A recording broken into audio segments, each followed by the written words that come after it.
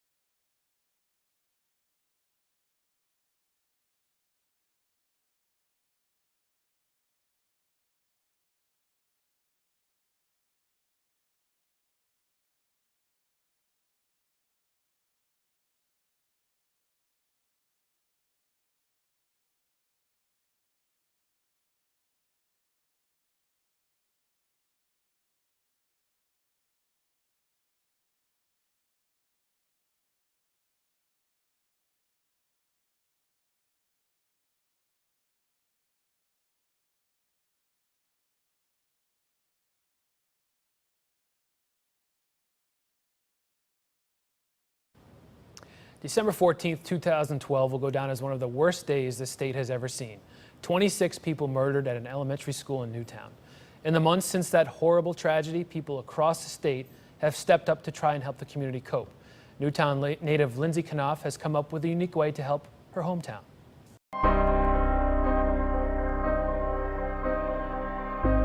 I just really got so tired of just sitting on the couch being sad about it, watching the news, seeing it covered constantly. What can I do to help other than giving $10 and walking away and forgetting about it? So I started this project. To run 26 races, each one honoring a different life lost in the Sandy Hook tragedy that so affected Lindsay Knopf's hometown. It just feels good to get that negative energy out and really be talking about it, not sitting home just crying and being sad. But it's grown into more than just running races. Knopf started writing a blog about her experience, launched a Facebook page, and 15 races into the project, she's raised more than $3,500. I've expressed a lot of feelings through the blog that a lot of people have also been feeling. And so I get a lot of comments from people saying, this is exactly how I feel, and it just makes me feel good to have you as an outlet. Here's the front of every shirt that I do. Before her first race this year, Knopf decided she needed to wear a shirt to honor each victim. With the help of some friends, she came up with a logo, and 26 different shirts were printed.